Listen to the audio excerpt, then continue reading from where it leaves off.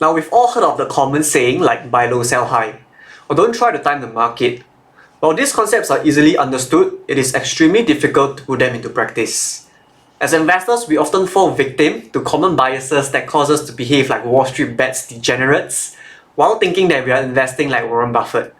In this video, I will share with you 3 common investing biases and how each of these biases impedes us from doing what is necessary to carry out a successful investment operation. Without further ado, let's get started.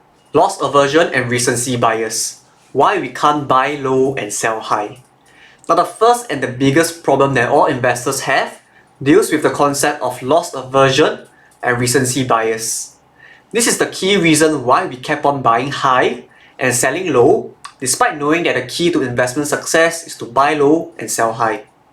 Now, loss aversion is the tendency for people to strongly prefer avoiding losses than obtaining gains, while recency bias is the tendency to place too much emphasis on experiences that are freshest in your memory, even if they are not the most relevant or reliable. Now, thanks to our monkey brain, we tend to only process and overweigh the most recent information without considering the costs behind the performances and whether it is justified and sustainable in the long run. If an investment had experienced a loss over the last 12 months, our monkey brain automatically tells us to stay away from it as we were primed to avoid losses. This is further exacerbated by the recency bias, as it will lead investors to think that the downturn will extend into the future, even though the investments may be undervalued today. Now, if an investment had experienced a profit over the last 12 months, our monkey brain will automatically tell us that this investment is good, simply because it is not making a loss. Now, this is further exacerbated by the recency bias, as it will lead investors to think that the rally will continue, even though the investments may be overvalued, right? While our monkey brain understands the math behind buying low and selling high, our animal instinct is the one that prevents us from doing what is right. While we know that we should be buying low and selling high, we often end up buying high and selling low, simply because it feels good to buy something that had previously done well, and it feels like shit to buy something that had previously done poorly. When presented with a set of information, we place too much emphasis on what has happened in the last 12 months, and we end up favoring things that have performed well and avoiding things that had not, even though we were told countless times that past performance does not signify future performances, right? That is why buying low and selling high is easily understood but rarely practiced. Moving on. Prospect theory. Why we can't stop ourselves from timing the market. Now, the second problem that all investors have revolves around the concept of prospect theory.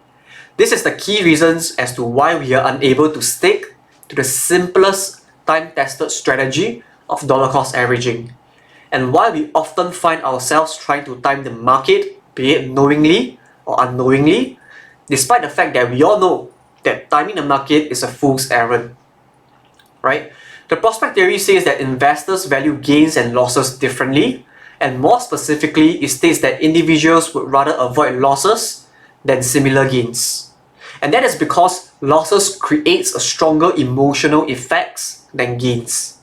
Simply put, we feel more pain for $1 of loss as compared to the pleasure from $1 of gain.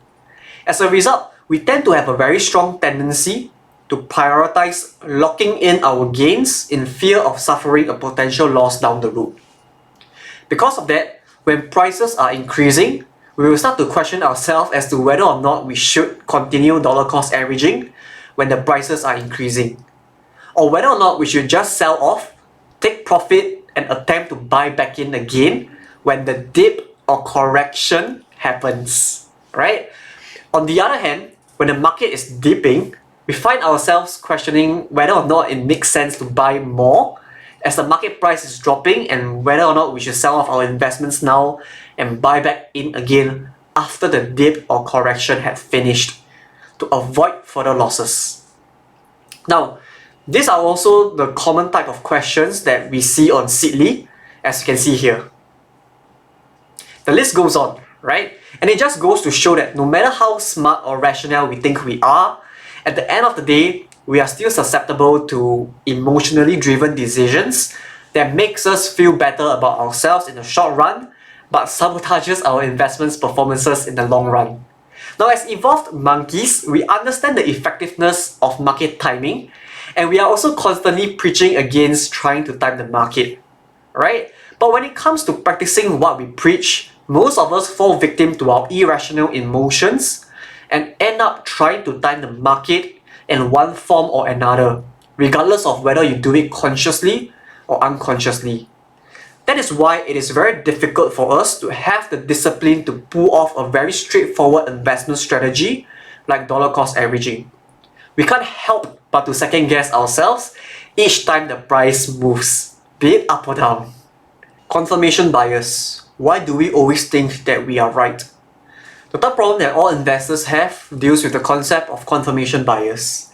This is the key reason as to why investors often realize their mistakes too late, resulting in large losses in their investments when they could have been easily avoided. Confirmation bias is the tendency for us to seek out information that supports our belief and ignore information that contradicts them. As a result, we often turn a blind eye to valuable information that could have helped us spot and avoid potentially costly mistakes. Despite knowing fully that we should process all relevant information accordingly instead of selectively, we can't help ourselves but to search, interpret, and recall information that confirms our beliefs. The reason why we do this is that it helps increase our self-esteem and alleviates the stress of having to deal with information that contradicts our beliefs. We do it because it is easy and it feels good, despite knowing fully that it leads to poor investment decisions that are usually one-sided and self-reinforcing. Confirmation bias is also the reason why investors tend to become overconfident and may fall victimized by financial bubbles. Now, this is extremely prevalent, especially in the digital age, where it is very easy for like-minded individuals to come together and form a community, right? Basically, with the abundance of social media platforms, it is very easy for individual apes and monkeys to come together and behave like sheep. As what all Wall Street bets degenerates would say, apes together, strong. Once again, while we understand the dangers of group thinking or groupthink and herd mentality, our ape-like instincts can't help but herd together and behave like sheeps. What can you do to become a better investor? Now that you have a general understanding of the common human tendencies and biases that affects the quality of our decision and sabotage our investment performances, what can we do about it? Right? The first thing we can do is to recognize that all of us humans are at the end of the day irrational monkeys. It doesn't matter how smart or how rational we think we are. As humans, it is inevitable that we are susceptible to the emotional and irrational modes of thinking from time to time. By recognizing that we are not perfect, it allows us to catch ourselves when we are behaving irrationally, instead of going along with our emotional impulses, right?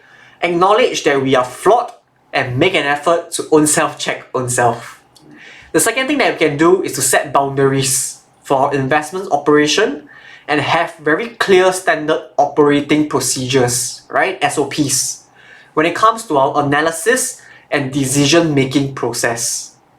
By establishing very clear rules and procedures behind how you make decisions, it allows you to be laser-focused with regards to your investment methodology, and it results in a high degree of consistency behind your every action, behind your every decision. Take me as an example, right? I have a very clear boundaries drawn with regards to what I will invest in and what I will avoid investing in. And I have a very clear standard operating procedure that I will always go through when it comes to deciding what and when to invest. If you'd like to find out more with regards to how I go about managing my portfolio and how I set these boundaries and procedures, I will link the playlist where I've created multiple videos that will walk you through every step behind how I design and manage my investments at the end of this video. That's all I have for this video today. If you found my content useful, please do drop me a like and subscribe to this channel. In next week's video, I will be zooming into the volatility history of the emerging markets and whether or not you should be worried when the future volatility worsens. So do subscribe to this channel to stay updated with the weekly upload. Also, comment in the comment section as to what topics would you like me to explain and voice my opinion on next.